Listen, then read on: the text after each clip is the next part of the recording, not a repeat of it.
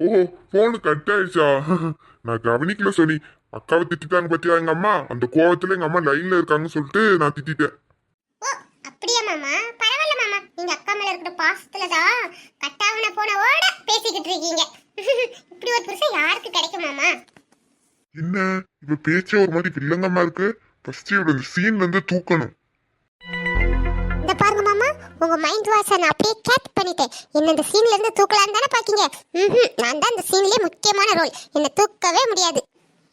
அம்மா, இவன் முன்னாடி மனசுல கூட ஒண்ணு கூட யோசிக்க கூடாதுப்பா.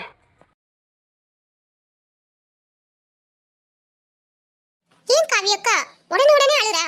அடுத்தவங்க எது சொன்னாலும் அதை கேட்டு நீ அழாதக்கா. நீ அழுவே நிறுத்து.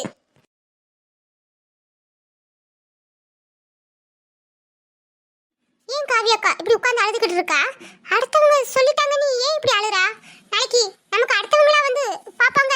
நம்ம தாக்கா நம்ம வாழ்க்கையே பார்க்கணும். நமக்கு என்ன பிரச்சனை நீ தான் கண்டுபிடிக்கணும். யாரால நமக்கு பிரச்சனை அதை நீ தான் கண்டுபிடிக்கணும். நீ இப்படி போய் சோர்ந்து உட்கார்ந்தா அப்புறம் உனக்கு துன்பம் கொடுக்குறவங்க மேலும் மேலும் உனக்கு துன்பத்தை தாக்கா கொடுப்பாங்க. நீ இப்படி அழுறத ஃபர்ஸ்ட் நிறுத்துக்கா. இந்த பாரு சோனி, உன்ன மாதிரி என்னால் எதையுமே ஈஸியாக எடுத்துக்க முடியலை. யார் எது சொன்னாலும் எனக்கு அழுகதான் வருது சோனி. நீ ஏன்க்கா குழந்தை இல்லைன்னு கவலைப்படுறா? உன்னதான் குழந்தை இல்லாட்டினா கூட தங்க மாதிரி தாங்கிக்க நம்ம ஆதி மாமா இருக்காரு. என்ன மாமா? ஆமா ஆமா, நான் என் முன்னாடியே தங்க மாதிரி பாத்துக்கிடுவேன். இந்த பாருக்கா, என் உள் மனசு பச்சி என்னமோ சொல்லுது. இன்னும் ஒரு வருஷத்துல உன் கையில ஒரு ஆண் குழந்தையோ பெண் குழந்தையோ கியா கியா கியான்னு விளாண்டுட்டு கிடக்கும்னு என் மனசு சொல்லுதுக்கா. நீ மட்டும் சொல்றது நடந்துச்சுன்னா வச்சுக்கோ, அக்காவுக்கு அதோட வேற எதுவுமே தேவையில்லை சோனி. நடக்கும் நடக்கும், நீ ஏக்கா கலங்குறா? அத்தா, உங்களுக்கு ஹாப்பி தானே நம்ம வீட்டுக்கு ஒரு குழந்தை வந்தா?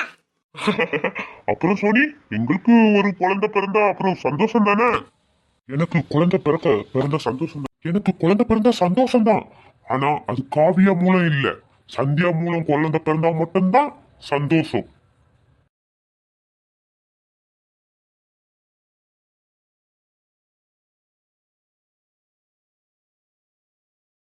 சந்தியா, என்னங்க விஜய் தம்பி வந்துட்டாரு போல இருக்குங்க.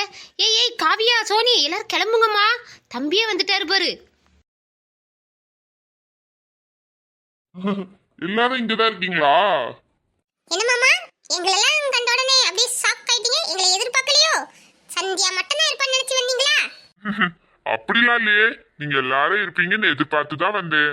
என்ன விஜய், முன்னாடிலாம் அத்தை மாமா அப்படின்னு தான் சொல்லிட்டு வருவீங்க, இப்போ சந்தியான்னு கூப்பிட்டு வரீங்களே. இவளே நமக்கு பெரிய வில்லியா இருப்ப போல. இவ வாயெல்லாம் பிளாஸ்டிக் போட்டுதான் விட்டணும். இல்ல, நான் சந்தியா பத்தியே காலையில நினைச்சுக்கிட்டே வந்தேனா, அதனாலதான் வரும்போது வாயில சந்தியான்னு வந்துட்டு, வேற ஒண்ணும் இல்ல, சாரி. ஏ விடுங்கடி, தம்பியை கிண்டல் பண்ணாதீங்க. விஜய் நீ உட்காருமா, நான் உனக்கு காஃபி கொண்டு வரேன். இல்லத்தே, நான் வீட்ல இருந்து வரும்போதே காப்பி குடிச்சிட்டு தான் வந்தேன்.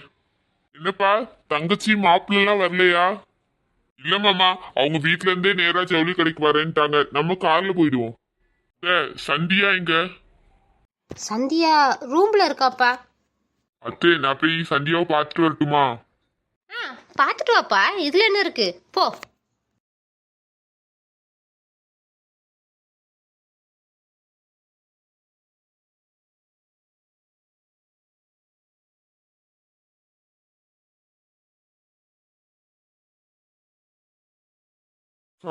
சந்தியா, மாமா நீங்க எப்போ வந்தீங்க? ஏன் மாமா, கதவை தட்டிட்டு வர வேண்டியதானே? சாரி சந்தியா, நீ புடவை கட்டிக்கிட்டு இருக்கான்னு எனக்கு தெரியாது. அத்தை நீ கிளம்பிதான் இருக்கான்னு சொன்னாங்களா, அதான் வந்தேன். இருந்தாலும் நீங்க கதவை தட்டி இருக்கலாம் மாமா. ஏன் என் பொண்டாட்டியே நான் பார்க்க வர்றதுக்கு கதவை தட்டிட்டு தான் வரணுமா? இருந்தாலும் நீங்க ஒரு ஆம்பளை, நான் ட்ரெஸ் மாத்துறத நீங்க பார்த்தா எனக்கு கொஞ்சம் கூச்சமா தானே இருக்கும் மாமா.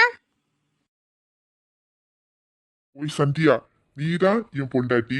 எப்படி இருந்தாலும் உன் அழகெல்லாம் நான் தான் பார்க்க போறேன். அதுல இருந்து இப்ப கொஞ்சோண்டு பார்த்துட்டேன். அதுல என்னடி உனக்கு கூச்சம்? மாமா இப்படிலாம் பேசாதங்க மாமா. இப்படிதான் பேசுவேன். என் பொண்டாட்டிட்ட பேசாம வேற யார்கிட்ட போய் பேச முடியும்? சந்தியா, இந்த சாரியில நீ ரொம்ப டக்கரா இருக்க. I love you Sandhya.